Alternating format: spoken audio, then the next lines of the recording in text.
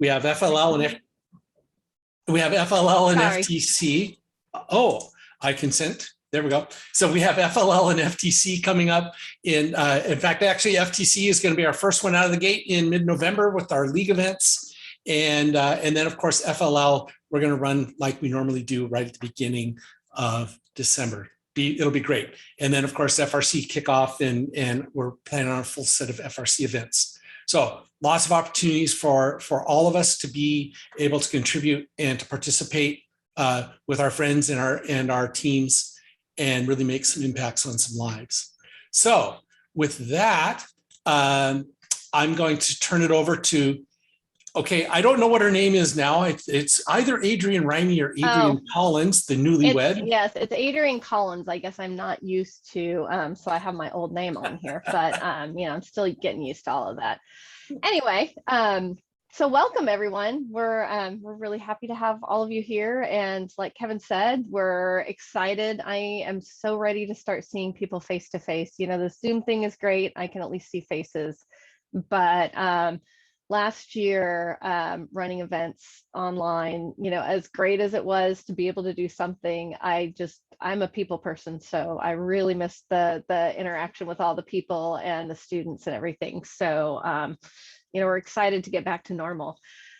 We've had a couple changes on within First Washington in the last 18 months as well. And so I wanted to start off kind of introducing the team. Depending on which group you normally volunteer with, you possibly know me and know Jackie, she's a program manager, our program manager. She works mostly with FLL and the FLL suite of programs, but also does a ton with events. The two of us are usually split running different events.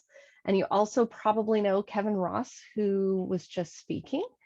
But I wanted to take a minute to introduce you to our new president, Erica Beckstrom. She is actually on the call tonight, so I'll let Erica wave and maybe say a little bit about herself.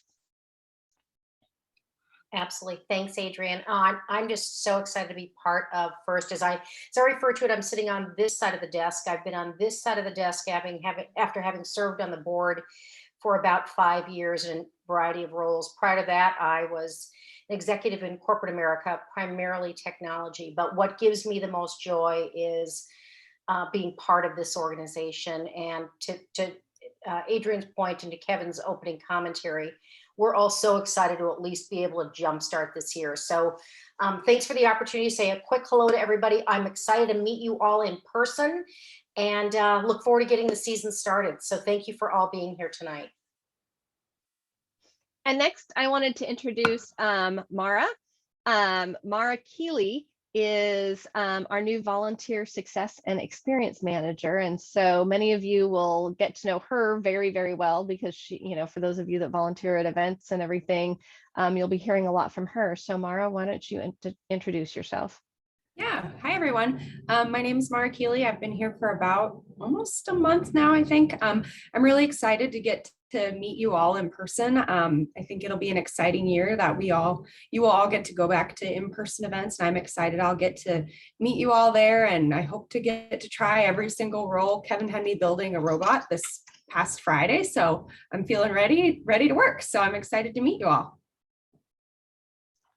And next, we also have another face that many of you may know, some of you may not, but it's Robert Steele. He is our senior mentor. He's been a coach for a gazillion years, been involved with all 3 of the programs. But Robert, why don't you say hi and kind of introduce yourself for those who haven't met you? Hi, I'm Robert. I think many of you know me. Previously I was the coach for Skunkworks for a number of years, and came out here from Indiana about 16 years ago now, 17 years, and been active out here. And I'm senior mentor for the state of Washington, so I'm primarily going to work with teams that if you need help with your team, I'd be happy to help. I've been coaching for about 20 years or so I might be able to help. If not, I can find somebody who can. So, hello. And actually, Jackie, since I know you're on, you can, I mean, I know I introduced you and kind of said who you are, but if you'd like to say hi to everybody. Hello, everybody. It's good to see familiar faces. And we also have some new members that aren't here. We have, for starters, Eric Van Buren, who's been our field house manager for a number of years. He also coaches the FRC team out at Holy Names. He is not new, but he's been around as either a volunteer or a staff member for quite some time. But we have Lila Mowat, who is our new director of development. So she's kind of our fundraising queen and is in the process of moving to Yakima. So we're very excited to have her over on that side of the mountains and be able to work with our volunteers and teams in that area. And next we have Robin Vasquez. She is our new director of finance. She is awesome and you guys will absolutely love her. I'm sure many of you communicated with her last year as she was learning the ropes, but I think she's excited to maybe see some people in person and get to know all of you. And then last but not least is Pasha. Pasha works with Robin, and so she helps with a lot of processing in the background, but I think any of you who have booster clubs will be dealing with her some and with Robin some. When you send emails, you'll get one of the two of them responding. So like I said, just with a lot of new faces, I wanted to give you guys some faces with the names that you've been seeing and, make some introductions. So Kevin already touched on this a little bit, but we wanted to at least go over the events that we have scheduled. We're fortunate that we have 5 off-season events scheduled this year. The first one's happening this weekend. So far, it looks like everything is a go. So we're really excited that Jackson is going to be able to host this. Is my internet cutting out? Is my internet's not coming out? Okay, you guys are freezing, so I just wanted to make sure. So I don't necessarily need to read over all of these, but there's an email address at the end of the slide presentation. It's volunteers@firstwa.org. If you're interested in volunteering for any of these, shoot us an email and we will get you connected with the local hosts. These aren't run by First Washington, they're run by various teams. And so we can get the local hosts connected with you.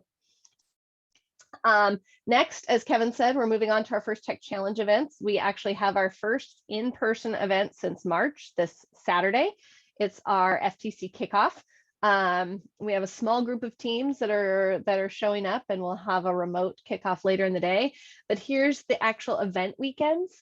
For those of you who aren't familiar with First Tech Challenge, we run 2 sets of league events. We usually have about 12 leagues across the state. The league events are small. They don't take too terribly many volunteers. And then in January, we run what we call our interleague championships, where we combine multiple leagues. Those are the events where we have judging and, they're more the traditional style events, but those are going to be ramping up in November. Next, we'll move on to our first LEGO League Challenge events. The schedule is pretty similar to past years where we were in person.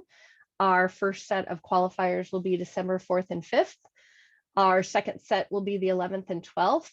Right now, we have semifinals set for January 22nd and 23rd. Depending on the number of teams that register, we'll either run a round of semifinals or we might go straight to state. And if we go to state, we're thinking that might be our state weekend. So kind of stay tuned and watch the volunteer emails and your dashboard on the First Inspire site for these events to show up. Lastly, we have our first robotics competition events. We are having 7 district events this year, and our district championship is at Eastern Washington University. I'm not going to read down the entire list. There's a couple of weeks where we have events. We have 2 events in one weekend, a couple weeks where we just have 1 event. And then, like I said, we're culminating in Cheney, Washington with our district championship event. So We look forward to seeing all of you guys at these events. We're going to have some remote volunteer opportunities available as well as in-person opportunities. So, so we're excited. Okay. And I think everybody's probably aware of this, but our highest goal this year is to provide a safe and healthy environment for our participants without impacting the quality of our events. We're going to work throughout the season to streamline our process, but we really want to get the kids back in person. And so that is our main goal for the season, is to be able to run in-person events where our students can come and compete with their robots and see each other and all of you. So everything we do is really working towards that goal. I'm sure everyone here has read the email that we sent out. I'm going to go over it briefly, just kind of the bullet points. The health and safety of everybody is our highest concern. And to that end, we're going to be implementing the requirement that all adult volunteers be fully vaccinated by October 18th, which is the deadline that the governor set for the schools. And we decided that we were going to match that deadline. And the adult volunteers are not only event volunteers, but coaches and mentors that are going to be working with the students at the event. We're not making any sort of requirement that you be or that you be vaccinated to be a coach working with your team in your shop or anywhere else. That's up to your school or 4-H if you're part of that organization, or whatever your governing organization is to decide. So we're only speaking about when you show up at the event. We aren't going to offer any exemptions. The main reason for that is because of our youngest population. Our FLL students may or may not be able to be vaccinated by then, and probably most of them won't, even if the vaccination is available. And so to protect them and to try and ensure that they can see each other in person, we don't want parents concerned about their students and having their teams choose remote options because they're worried. And so we have made this decision to protect our youngest students, as well as the rest of our population. Masks will be mandatory for volunteers, participants, attendees, everybody. We're going to ask you to wear masks. And you'll notice that our volunteer coordinators are going to start checking in with all of you guys when you volunteer on your dashboard, to ask if you're vaccinated before you get assigned to a role. We will be checking IDs and vaccination cards. We're checking into some different apps like Clear and some of these other apps to see if we can utilize those as well the day of the event. But we'll be checking those the day of the event, but asking before you get assigned to a volunteer role for the event this year. Basically, we just want to let you guys all know that, again, we're all doing our part to ensure the safety of everyone. The people that are going to be checking this are going to be volunteers at the events. You've met our small but mighty staff, especially during FLL. We can't be everywhere. And so we are going to be asking our volunteer event hosts and our check-in volunteers to be helping us with this mission. And we ask you to be flexible and bring your gracious professionalism with you to the event. We are going to provide training to our check-in volunteers and our site hosts. We have some processes that we've been thinking about. Mara and I are going to try some of them out this weekend at the FTC kickoff. It's going to be a learning process, and we're going to be refining things every week after events. We want to make sure that we can get everybody in quickly and safely, but be patient, especially the first, the first Saturday in December, when we're trying a lot of this out. If you sign up for one of those events, be a little bit patient with everybody. We're gonna be learning. And as I said earlier, we want to include everybody. So we will have remote volunteer opportunities available. One of them will be remote judging. We haven't decided for sure, but we are considering remote judging for all of our First LEGO League and First Tech Challenge events for sure. First robotics competition, we're working with headquarters to see what our options are, but there will be the ability to participate remotely in some fashion in FIRST robotics competition as well. And we're investigating some other roles so that there are some remote volunteer opportunities that aren't only judging opportunities. So we'll keep everybody updated with emails and posting things on our website as we figure this out. You know, like everybody else, we're kind of figuring all of this out as we go along. And you know, we also obviously we live stream our FRC events. We're checking into the ability to live stream the other events so that parents and anybody who can't be on site participating can still watch and see what's going on. So any questions? We've got our volunteer@firstwa.org email here. We'll also make sure that that's posted on the website, so it's easy to find. Mara will be responding to a lot of those. I get them too.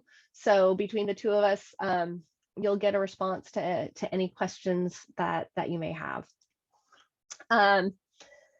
So at this point, we're going to open it up to all of you. The main reason for this meeting was to, you know, answer any questions you guys have. So feel free to raise your hand. Mara can monitor the chat. You can unmute yourself. And go ahead and ask questions. I've already got one. Let's see.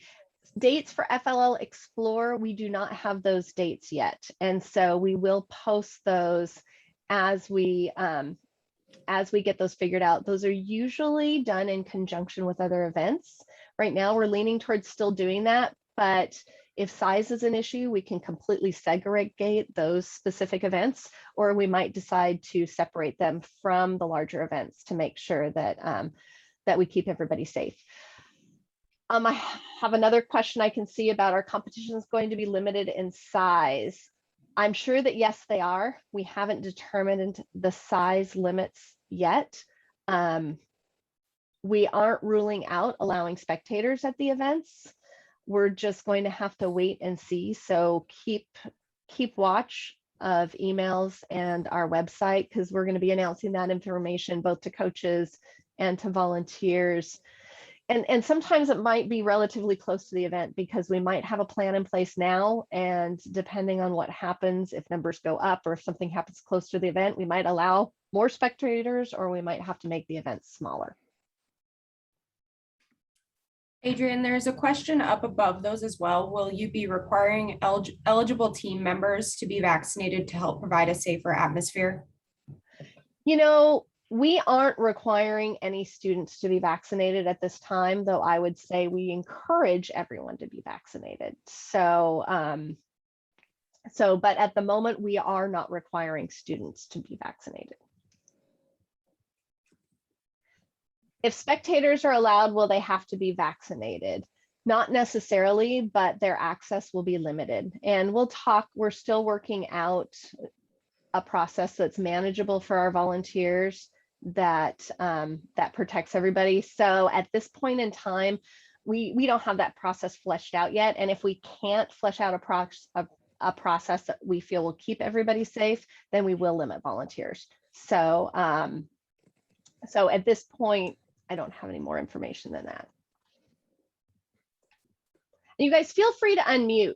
The chat is great, but especially it's a small enough group. I'd love to talk with you. So feel free to unmute if you would like and ask your question. Oh, hi. Hi. So with younger groups not being vaccinated, it's certainly, you know, it's a concern because these kids are so excited to do this first Lego League and the vaccine is still not in place. So our team is doing FLL Explorers this time again for the second year. And we really love them to be in person. So with that in place, are there going to be, you know, just calling just limited number of kids at one time so that, you know, the kids can still feel happy, free, and still have the life of being in the event and at the same time be safe? That's my first question. And my second question is that I do understand that the FLL Explorer dates are not available, but if you can kind of speculate and tell us from the past especially for Eastern Washington, we are from the Tri-Cities. We would like to know around what time it would be, just as a speculation date. Thank Okay. you.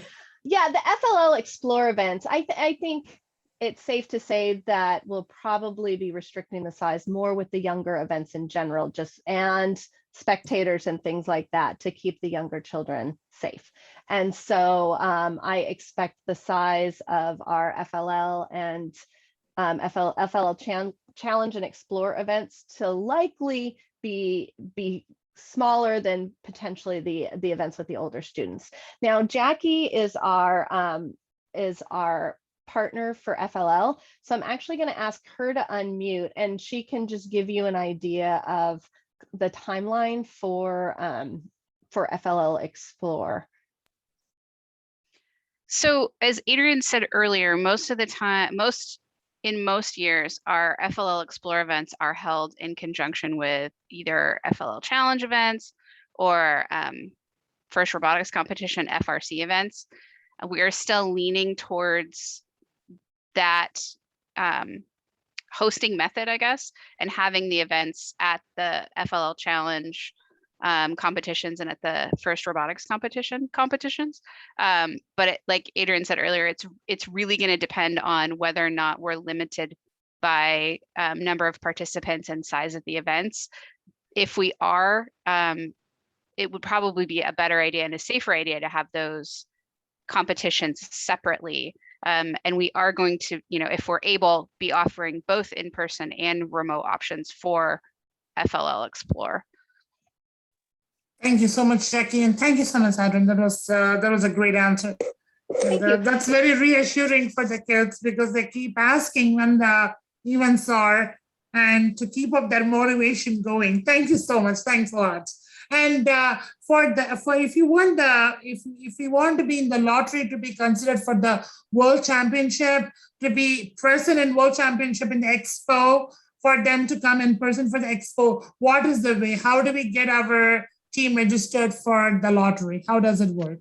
I have no information about World Championships at all at this time. Okay, thank you so much. Yep. And Jackie brought up something that's a good point that I want to mention, and then I'll go on to the next question. We are going to offer remote opportunities both for First LEGO League Challenge Explore and for First Tech Challenge. And so there will be remote options. At least we're planning remote options for all 3 of those programs at this time if there's the interest. So if there's anyone uncomfortable in person, you should still have an opportunity to compete. I had Todd ask why will vaccinations not be required? We're not requiring vaccinations of the students at this time. That doesn't mean that it won't change. And if we have any concern at all, we will be requiring that all adult participants, so spectators, if we even allow them, are vaccinated. If we limit spectators, then all the adults in the facility will have to be vaccinated because they'll be either coaches or mentors, and event volunteers. So again, we're keeping watch over what the governor is stating, and we are continuing to have those talks almost daily as a staff, just to figure out what we think is going to be the best option for our participants. With the FLL Challenge in person, is there a team participation limit with kids not vaccinated? I'm sure that there will be, and the events will be smaller, but we haven't assessed that limit at this time. So we'll continue to communicate with coaches as registrations come in, and as we see, we have several different options. Well, we've worked out several different possible options, and based on what we see, we'll decide which options we're going to go for, but we're waiting to get a little bit more information. And one of those is number of registered teams. And so as we have that information, we will certainly let all of you guys know. Hi, Adrian. I have a question. I'm Stephanie. I'm a first-time coach, and my family's coaching 2 teams. One is an Explorer team, and one is a Challenge team. I wanted to ask first about the Challenge team. For the challenge team, it seems like there's 2 qualifiers and then a semifinal. Do we only attend one qualifier? That is correct. You only attend one qualifier, and then a percentage of those teams will move on either to state or to semifinals. And that's really dependent on the number of teams we get registered in our state. Got it. And then for the explorers, I was under the impression that maybe there might be events that are held maybe monthly, that where they can go and present kind of like a science fair type. Is that still the case, or is that, it sounded like earlier Jackie was saying that maybe it would be on the same dates as the challenge events, the FLL challenge events? Historically, and Jackie can speak more to it, historically, we have offered events monthly. Last year, we did not, just with the number of interest and, you know, the different events going on. So I would think, you know, and maybe Jackie can correct me if I'm wrong, it's probably our goal to, but we won't offer an event for just a couple teams, most likely. You know, we'll want at least a handful of teams there. And that's part of our challenge with COVID, is getting enough teams registered to plan. I would guess probably by October, maybe mid-October, we should have a good idea of what our tentative schedule is. So just kind of hang on for a little bit. And I don't know if you saw the chat, but Che, who's from up on Whidbey Island, he's one of our many fantastic coaches. He asked where you're located and said that they're happy to help you get started. And so, you know, if you want us to connect you, either email Jackie or myself and we can get you connected to Che. Thank you. One other question, which was, actually it slipped my mind. I'll probably ask it later. Okay. Sorry. So we have a question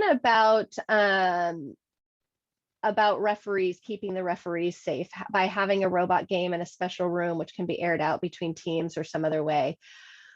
We do have some thoughts as to maybe having smaller groups come in at a time and have things cleaned in between. Again, we haven't fully fleshed out what the in-person day is going to look like at this point.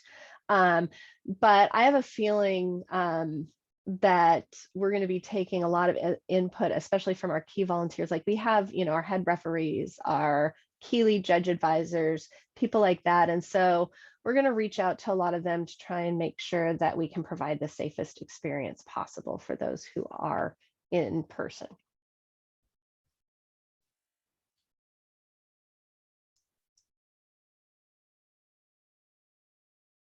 You guys are a quiet group tonight. Holy cow. I'll break the silence then. This is Jessica Johnson with the FRC Nerd Herd 4043. So we're actually down in Oregon, and FRC is in both states. So far, Oregon and Washington have been pretty similar as far as their requirements around vaccines and masking and all of that sort of stuff. What if that changes? What if one state becomes looser or more strict than the other? What's going to happen? What's our plan right now? Our plan is to adhere to the strictest rule across all of our programs, like or across both states. So, and like, for example, we're at 2 public venues. We're at Sundome and Oregon State Fair for FRC. Those are not schools. And so technically we have some fewer restrictions, but right now, just to keep things consistent and make it easier for teams and volunteers, we're going to adhere to the same rules for all of the events, because what we don't want is people trying to remember, okay, now is this the event where everybody has to be vaccinated, or is this the event that allows exception, or is this the event, you know, I mean, so we have made the decision that we're going to be consistent across all of our events. Good. So that's the answer that I wanted to hear. Good. Because I thought it made the most sense to me, but I wanted to know what your thoughts were. So thank you. You're welcome.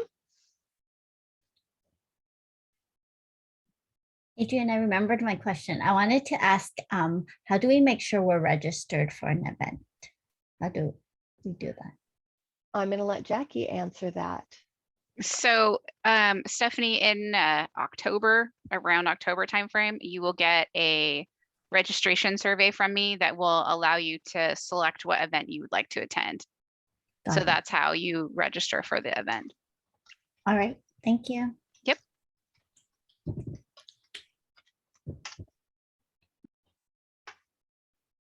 So you guys, anyone else?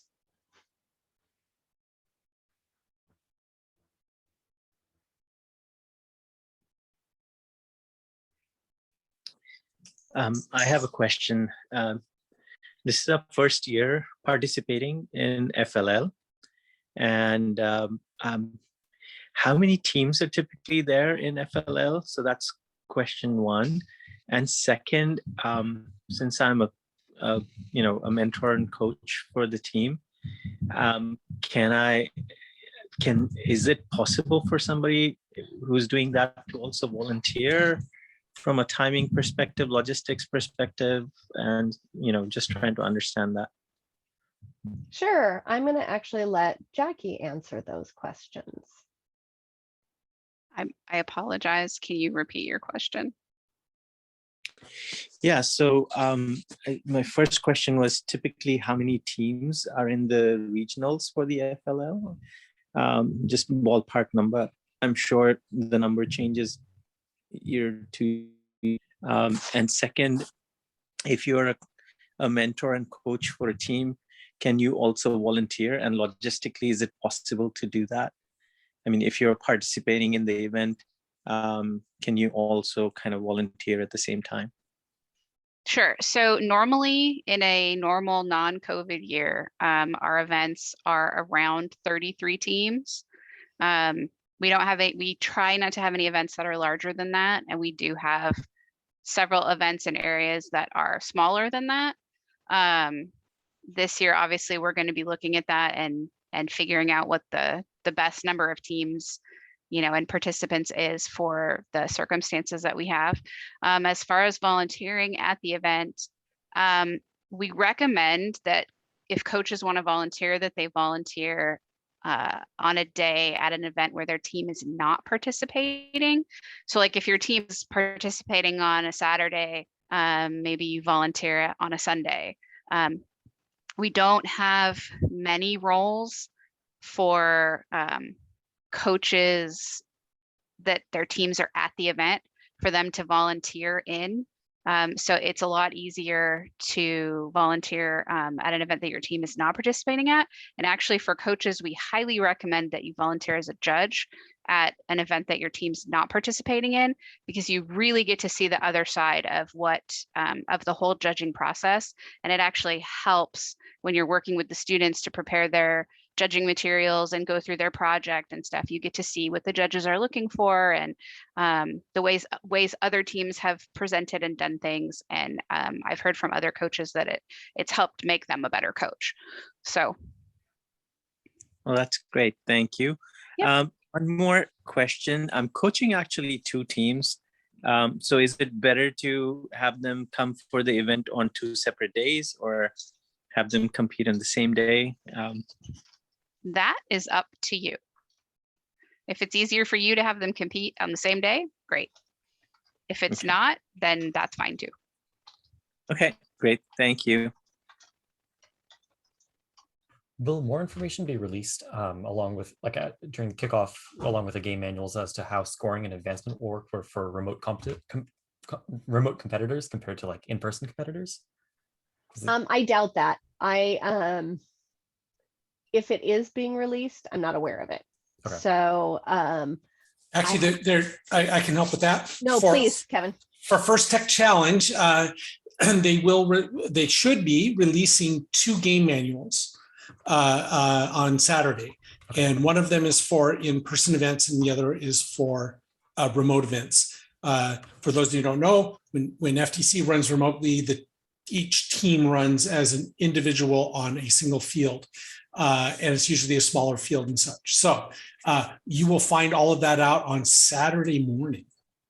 Well, and I guess I was misunderstanding the question too, because one of the things I was thinking of was advancement through state in Washington. And I don't know, that won't be released because I believe they're leaving it up to the local organizations. We haven't quite figured that piece out yet. We're waiting to see how many people are remote and kind of what their thought is about moving to in-person if they advance to state. And so I'm sorry, I was misunderstanding what you're asking, but No, that's you the also- other you covered the side. second That's, half, the you know, advancement as another well. side of it. Yeah. So you Yeah. won't find that out on Saturday, but we will be communicating that part of it. Thanks so much. But this, yeah.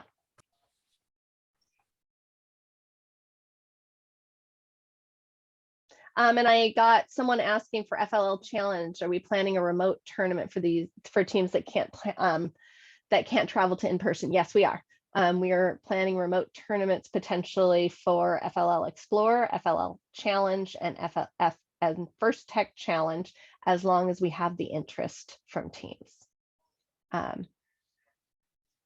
So, and Shay mentioned that he's having to check with his admin about field trips this year. He suggests everyone else do the same. So for the coaches that are on here, yes, I suggest you check now and, you know, check well in advance of a field trip to make sure that the policy has not changed for sure.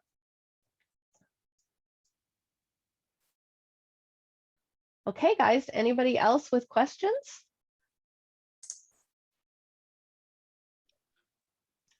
So we're going to plan this year to meet with our volunteers regularly, just so we can chat amongst ourselves, reconnect. Also, we'll update you on the latest information as we know it, and it will likely, you know, change a bit monthly. But so we just want to let you guys know our next volunteer chat is on October 14th at 7:00 p.m. We'll send a link out. Mara will send a volunteer communication. We'll make sure to put it in our coach communications as well. Looks like I have one last question. Are we considering hybrid events as well, with some teams there and some teams not? Not currently. Currently, we are looking at all remote or all in person. Now, depending on the interest for remote events, that could change, and we might end up doing some hybrid events to accommodate some teams that are interested in participating remotely. But right now, we're looking at going all remote or all in person, at least at the qualifier league, interleague level for First Tech Challenge.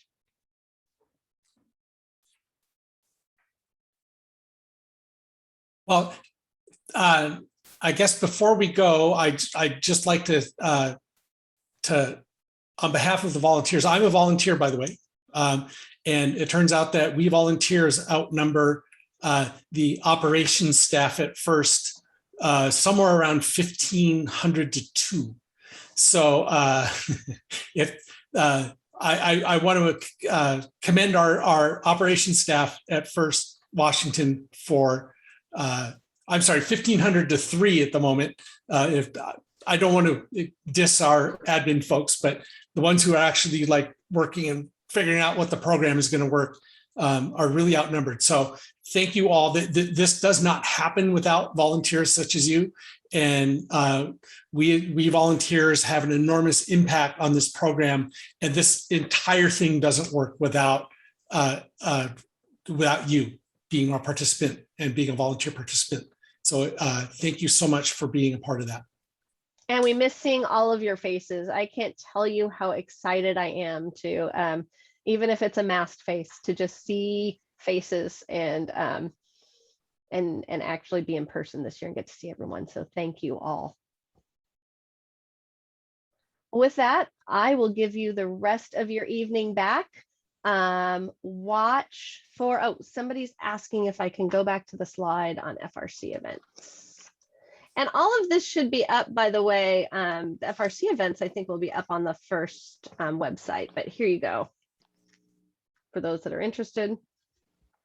But everybody else, unless you want to see another slide or chat about something else, we will hopefully see you guys at our next volunteer meeting and at all of our events. So have a lovely evening. Adrian, I did have a question Sure. about the FRC off-season events. Do you know how registration is going for those? I mean, is there still space I think available in those I think events? there's space in all of them. I haven't heard that anybody's closed. I don't have numbers for any events other than the ones this weekend. At Jackson, I believe there's 15 teams registered. The other 4 events, I don't have registration numbers or for them yet. But Okay. I would expect they all have some space, or I would have heard for sure. Great, thanks. Yeah. Adrian and Kevin, this is Chandana. There's something to think about. I don't know how this is going to work, but if we pick 2 events that we can drive to, we may not be able to do overnight field trips. I don't know what our school district is doing about that. As of now, day field trips are open. But so, for example, the district, if we do qualify for the district championship, that might be out. So I don't know. Just something to think about. I have no idea how. I know that some people might be in that situation, unfortunately, and I'm not sure that there's really much of anything we can do about it. My recommendation is talk to your admin now, and talk to them about what your plan is. I think schools are kind of, all over the map right now with that. So the more you communicate with your district, the better. So, and I talked to my district about it and they said, well, we hope so. And we could tell you something, we could tell you yes right now, and it may turn into a no later. So it honestly, April 6th in terms of COVID is an eternity away. We honestly thought last March 23rd, we would be back running events sometime in June, right? And that was only a year and a half off. So really, honestly, it's hard to know, Chandana, and just I talked to my administration. They said, plan on going. We might have to change our mind, but plow forth like it's all going to be good, and we'll deal with it when we get there. One last question was if we will be adding the event dates to the website soon. Yes. Once we get enough venues secured, as you guys can imagine, in a COVID year, we're struggling a little bit more with our FLL and FTC events, getting things secured. So once we have good information, we will be posting it up on the website. Our goal is to have a very good idea by the end of September. That's pretty typical for us. So we're still trying to hit that so that all of you can plan.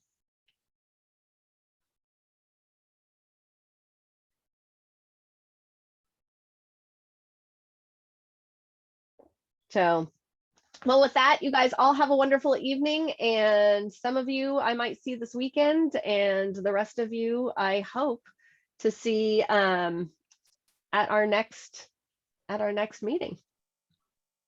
Thanks, everyone.